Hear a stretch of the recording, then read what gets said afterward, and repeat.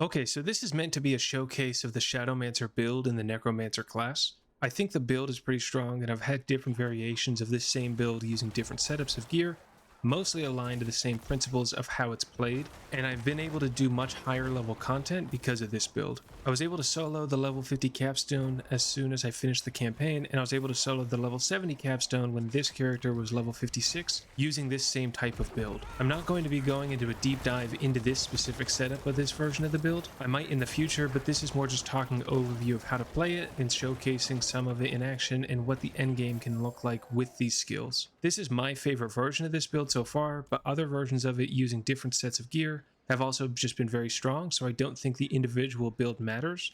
I think it mostly matters to know what you're trying to spec into and how to play to the skills. For this showcase, I'm going to be in the Zenith Dungeon, and it's currently level 91, tier 37 enemies. Nightmare Dungeon, and my character is level 78. And as you'll see from the showcase, there's some close calls, but we're able to get through the whole thing without dying. And it's mostly an easy feat, taking under 15 minutes to clear the dungeon. One of the counters to this build is going to be anytime an enemy forces you from the position you're in. And the reason it's a counter is because the enemy will then typically follow you, and so you just need to be careful that as you're adjusting your position to say leave an AoE or a poison effect, you want to make sure you don't panic dodge and that you just think about what location you're redirecting to make sure that those enemies stay in your shadow damage as long as possible. Your three main attack skills are going to be Blight, Corpse Explosion, and Corpse Tendrils. You're going to want to keep Corpse Tendrils up as long as possible, so it'll do the stun and the vulnerable. And then you're going to want to keep Blight up as much as possible because that gives you a 15% increase to your damage. And then also Corpse Explosion, you're going to want to utilize that after you've started to group them together using Blight and Corpse Tendrils. Now the only effect on this bar that actually takes essence is going to be Blight, which is good because we need Blight to be up all the time. One of the innate properties of Blight and Corpse Tendrils is going to be Corpse Tendrils' ability to stun and vulnerable enemies, and Blight's ability to provide that 15% bonus, but also slow enemies. And so whenever we're taking legendary weapons, we're going to be looking more for those attributes. So we want attributes that do bonus to crowd control, to stunned enemies, vulnerable enemies, or slow enemies. And we're going to favor slow and crowd control because Blight we can consistently keep up all the time, but any of those is going to be preferable because those have pretty high percentage margins compared to just base damage or shadow over time damage as attributes. As far as attributes to avoid, we do not care about crit chance or crit damage because we're using shadow over time. We cannot crit, and so if you're looking for an attribute to reroll for your enchanting, then that is going to be probably your first option because we cannot crit on damage over time. Now we can overpower, but unlike the blood skill lines, we cannot guarantee an overpower effect to occur, and at just a 3% hit rate, it really doesn't make sense to spec into that with any of our attributes, so those also can safely be re-rolled into effects that focus on the damage over time or the damage against those crowd control, slowed, vulnerable, stunned enemies. Another interesting aspect to this build is that it's actually faster to kill multiple enemies than it is to kill just one. I normally just pass by single enemies as I make my way through the dungeon because if you're not going to group them up, it's typically not going to be worth it. And the reason that it's faster usually for multiple enemies is because there is a passive you can get in the Necromancer skill lines that makes it so that any damage you do has a chance of dropping another corpse. So when we get more enemies around, anything that lucky hits, anything that has a chance to proc, has more chances as it has more enemies to go against. So we typically get a lot more corpses when there's multiple enemies grouped up during the encounter before we've killed any. And so that allows us to use Corpse Explosion and Corpse Tendrils faster and allows us to do more damage, which allows us to end the fight more quickly. So that's why multiple enemies typically favored for this class. And during this encounter here, as this random event, is a really good showcase of what this class is really good at, which is a ton of enemies at one time coming repeatedly because a lot of our damage deals don't rely on any essence. We can realistically just keep going without worrying about resource control. And once we hit a certain point of corpses generated, we're really just spamming Corpse Explosion as fast as possible and getting as many shadows on the field at active enemies. And one of the major elements of this build is going to be kiting enemies up against you so that you can stack those shadows on top of each other and increase that damage. And so for our armor attributes, you're going to want to focus on damage mitigation and dodge, preferably at close range so that you get a higher percentage range that you can get those rolls at. And then you're going to want to use a scythe as your weapon to allow that heal on kill attribute that scythes have, because that helps a lot with our overall sustain as we're going. Because since we're wanting to kite them into the same spot, we really don't want to ever move if we can help it. And there's a couple legendary effects that we can pick up to help with this. One is the shield that you get for attacking elite enemies. Another is the shield bubble that pops when you go below 80% health, or the shield generation on hit from your Bone Storm ability.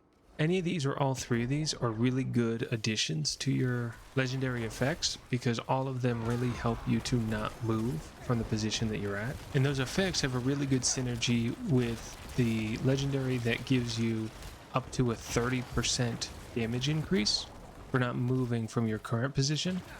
So kind of as a last resort for keeping us in place is going to be the Blood Mist form. Popping that at the right time can help us to keep our position in place, and that can keep our damage counter going and also make sure that all of the enemies are staying kited to the specific spot we're in. The reason I would call it a last resort is because I like to hold on to it for two main reasons that I use it other than keeping position, which is to escape when I don't have a dodge or escape any CC effects. It can be really good for getting away from that damage, and I also will use it at the start of a fight if I need to generate some corpses and don't think I can from the crowd. So it's a really good option to start a solo battle with a boss or something else to make sure that you have a couple of corpses to go against.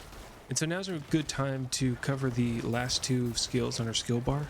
That is going to be the basic scythe attack as my basic skill. The reason that I use this over something like decompose is that you can use this to immediately get a corpse every 5 seconds from just going and slashing and then doing other things.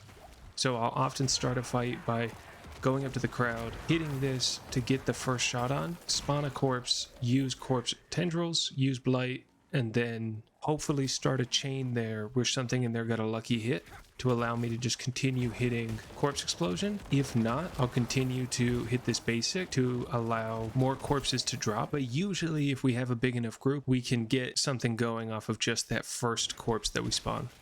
The other skill I have on my bar right now is Bone Storm. That's because I have that legendary effect I was talking about that generates shield based on Bone Storm hits. If you don't have this legendary, I would say that this is a pure flex spot. I would probably recommend going with any of the ultimates that you like or going with the Golem. I think whatever is going to have the best synergy with the gear that you have. Bone Storm on this current build really only has value because it does that generation of shield. If I didn't have that on it, I would be picking something else that whatever my current legendary effects, or if I happen to have some other roles or attributes that pushes me in a direction, I would go with whatever direction my gear is pushing me forward and just treat this as a pure flex spot. The only caveat to that is probably not using the regular summon from the Necromancer class. The reason being is that it's going to utilize corpses to make that happen, so that's taking away from your corpse tendrils and your corpse explosion, and that the other targets for enemies to go at will make it harder to consolidate them and kite them into one spot, so that you will have a more difficult time stacking your shadow damage on top of the entire group at one time. So the main goals of this build is really to group up all of your enemies and debuff them utilizing Blight and Corpse Tendril, and then using Blight and Corpse Explosion to put on repeated stacks of shadow damage. So where the skill in the build really comes into play is going to be on the judgment calls, in how you're setting that up and how you're kiting those enemies to get to that point. So here, the first bit of enemies, they're down a narrow corridor, they're pretty spread out. So I actually open with my Blood Mist so that I can kind of go to the edge and pull them back so that we have most of them in one place, and then I also have some corpses to go off of. And I can kind of safely make that judgment call to use my Blood Mist to open, because I know there's no elites in here. There's no one that's going to stun me, crowd control me. I don't really have a concern of being killed by being stuck, and that's typically what I would save the Blood Mist form for. So here we have a couple elites, and I would normally open up with Bone Storm, but since we don't have that, what I'm going to instead do is use my increased movement speed and kind of just weave between them to get them to group up by just a traditional kite and guiding them that way. Wait for my corpse tendrils to pop, and then I'll start on the damage, and then we'll take care of them in no time. And that's one thing kind of outside of this build specifically, but that I do for these dungeons, is that if I have an objective that goes on the back but also gives increased movement speed, I'll typically go through the whole dungeon with that, because I feel that it goes a little bit faster, it's a little easier to position, and then I'll just in one grouping kind of backtrack, grab them, and bring those back to the center at the end after I've cleared out all of the enemies. So for this group, there's a couple of elites. I have Bone Storm ready, so I'm just going to pop that, and then I'm going to just allow them to guide to the middle as I use the Corpse Tendrils and Blight to debuff them in the area and start hitting them. I also have Blast Wave, which makes this a little unfair, because that paired with the debuffs is pushing that damage up over the 1,000,000 mark. So it's a little unrealistic on how quickly these guys get dealt out, but this would be the same strategy regardless. So another risk that you run with this build is that you need to have some setup when starting a fight. And so if there's a lot of enemies there and you don't have all of your skills ready, you can run into an issue where their damage is actually going to outpace you and stop you from being able to get something started. And we'll see here, this is actually the closest I come to dying in this dungeon. Because I don't have Bone Storm ready, I have to use my Blood Mist to get out of some CC. Then I'm immediately CC'd again, and I almost die while unable to do anything. After that point, I've got enough corpses going that I can start to just get that rotation going. But you can see that in that early stage of that, I was in trouble before I started getting that damage stacked. So at this point, all of the normal enemies are defeated, and I just need to clear out my inventory and go grab the bloodstones. I'm going to skip past that part and go straight to the boss fight. So our strategy here is going to be pretty straightforward. We brought a couple stragglers while we were rounding up the bloodstones back over to here to get a couple corpses to start. After we use those to kick off the fight, we'll activate Bone Storm as our shield. The only thing that's really going to force us to move from the spot we're in is going to be the Nightmare effect. That'll cause daze and stop us from using our abilities, so we'll need to exit that. Other than that, it will be pretty much just stand and deliver until he's dead, like that. So thanks for watching. Like I said, pretty strong build. Got us through this dungeon without much issue, and we're 13 levels under leveled. It's a 91. And like I said, any variation on this build is going to be pretty strong. I used this same type of build when I went through and soloed the capstone right after finishing the campaign, and then soloing that level 70 capstone at 56. The main thing is just to play into the legendary effects that you have so that it stays strong as you level up and progress with the same build. Thanks again. Just thought this would be helpful. If there's any other things you'd like to see related to this build, just let me know.